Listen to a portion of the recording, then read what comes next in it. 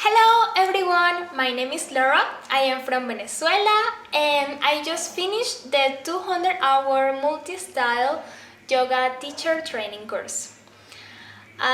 This is my final exam required by the World Peace Yoga School to graduate as a yoga teacher. So today I'm going to be demonstrating an asana, and I also want to tell you a little bit about my experience with the school.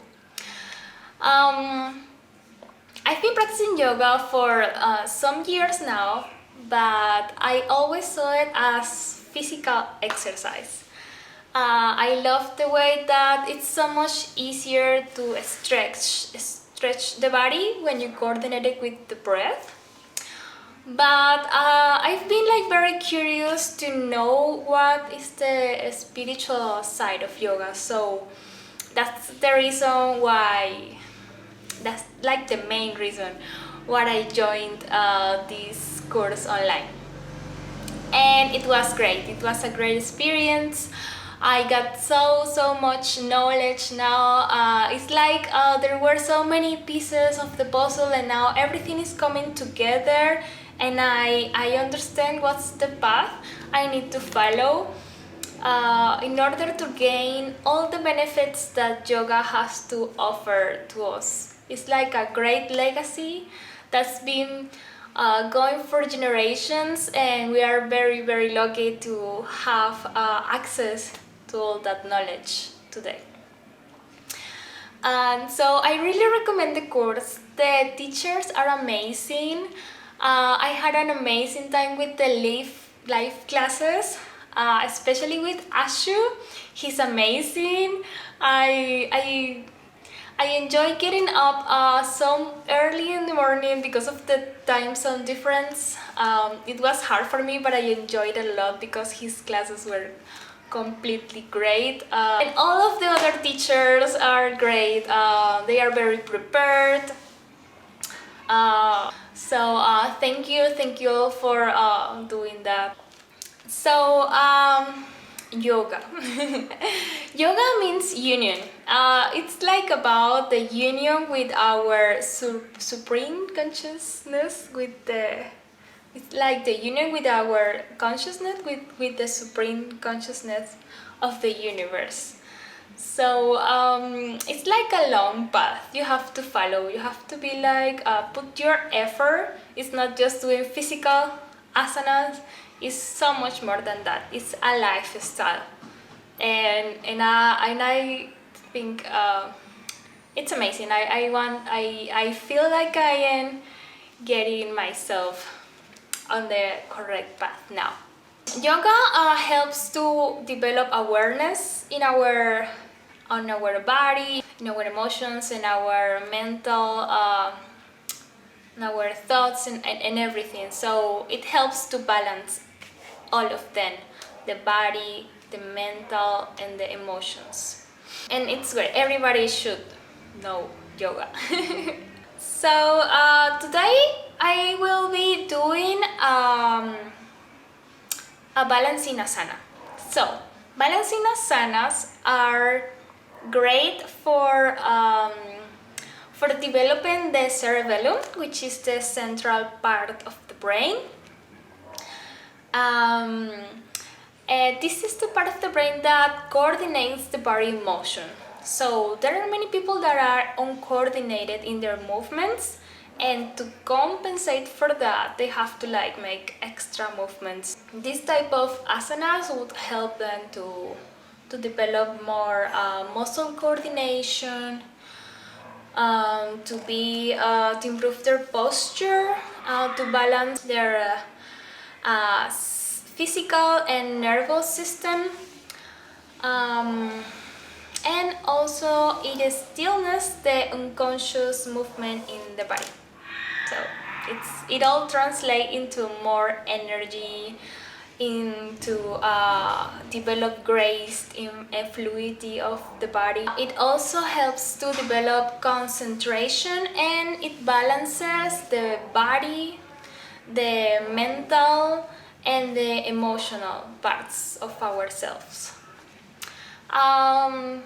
The people that have diseases in their cerebellum should not attempt these balancing asanas.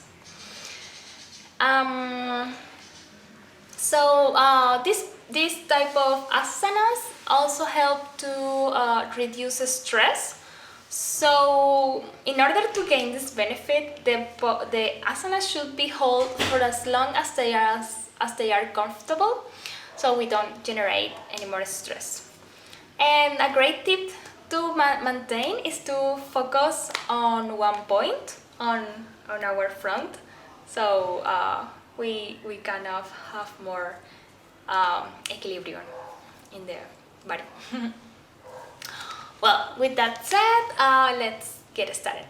Natrajasana is a balancing intermediate posture. So, in order to do it, you should have already properly warmed up your whole body, especially focus on the shoulder, the back, and the hips, and the thighs. So, you could do it for the shoulder with Pavamuktasana Series 1. For the back, you can use the Pavamuktasana Series 3. And more specifically, more advanced stretches would be great to practice Chakrasana or wheel pose for the back, and also Ekapada Raya Kapotasana or one leg king pigeon pose, which is very similar to the posture we're going to practice today. So by doing that, you can practice how to hold the feet and also straighten the back. Some of the benefits of Natrajasana are that it strengthens the back, the shoulders, the arms, the legs, and the hips. And it's also great to improve concentration and develop balance and muscle coordination. So some of the contraindications are that people that have hernia, back problems, colitis, ulcers, vertigo should not attempt this asana. Okay, so let's get started. You should start in Samasthiti. You should put your body all in line. You have to externally rotate your arm, the one that you're going to use to grab your foot. Because if you do it this way, the arm the chest will be closed and you won't be able to raise your foot very high. And that is another posture. This one, you have to externally rotate your arm and focus on the length of the spine, which is very important in all the poses. So find your balance on the other foot. Lift your right foot and with your right hand, grab your instep or your big toe. Focus on a point on the front to keep your balance. And when you're ready, just start lowering your chest but keeping it open and kicking your foot up. And then you're going to keep externally rotating your arm so that it ends up like this. The shoulder and the elbow should be in one line. So let's do it. Samasthiti. Find your balance. Lift the right leg and with your right arm, grab your foot, your instep. Keep gazing at a point on the front and swivel your shoulder.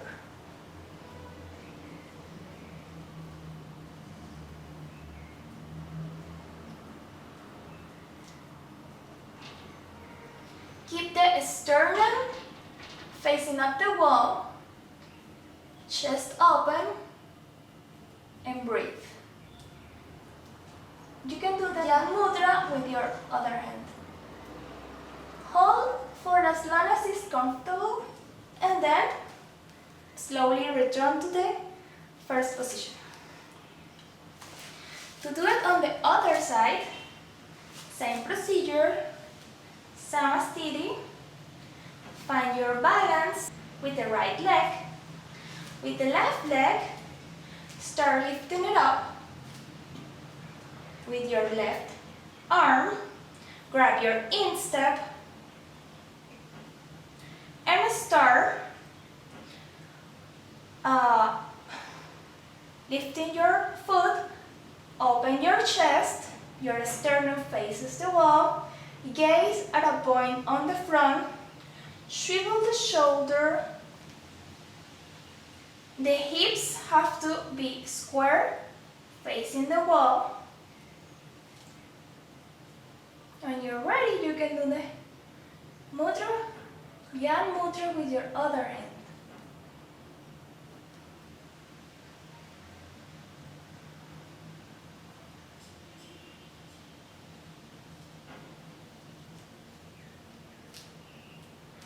And return slowly to the first position.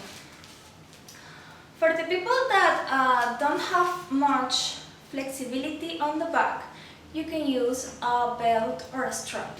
How would you use the belt?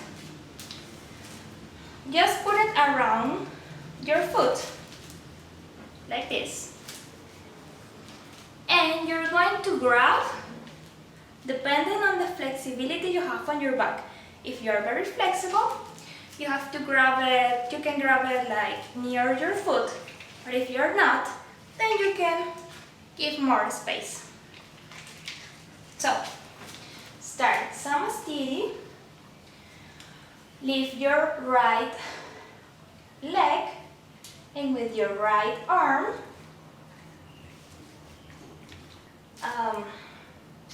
start swiveling your shoulder, raise your leg up, gaze at a point on the front, open your chest.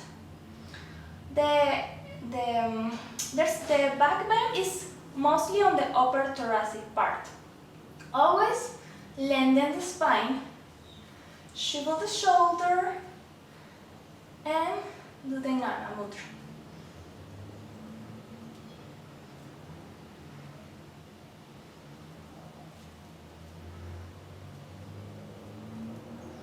When you're ready, return to the first position.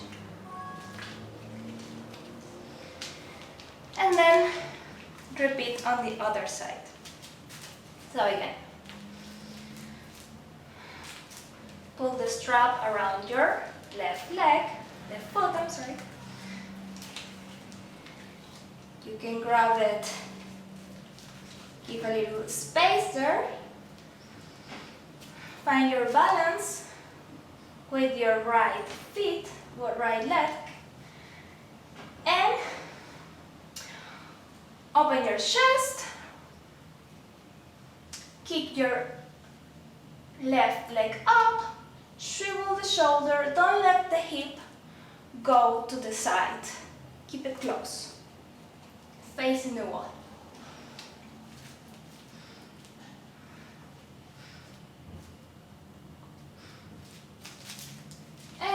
Return.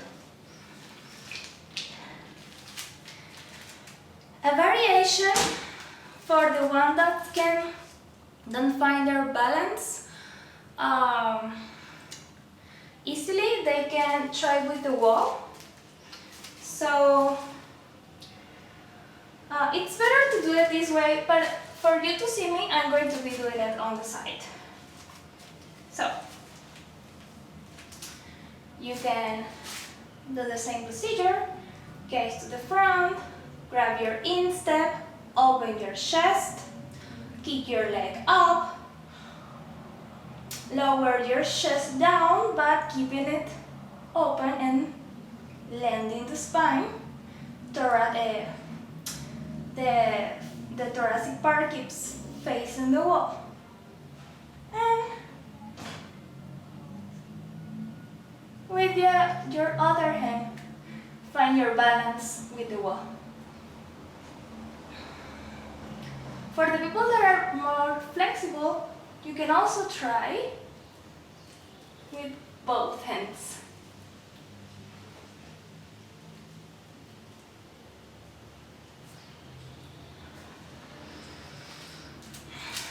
Same on the other side. Grab your instep.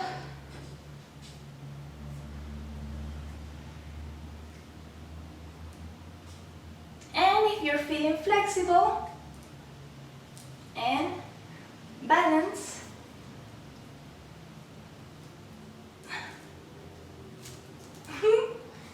you can give it a shot. Try to grab it with both hands. It's very important that after every posture we do the counter pose to have the maximum benefits and to balance our body. So this was a back bend, a deep back bend, so we should do a forward fold. For example, Padasana, hand to feet pose. Or for a deeper one, you could go for Halasana with the variation on bending the knees. So it feels very good for your back. Okay, that was all for today. Thank you and hope you liked it. Namaste.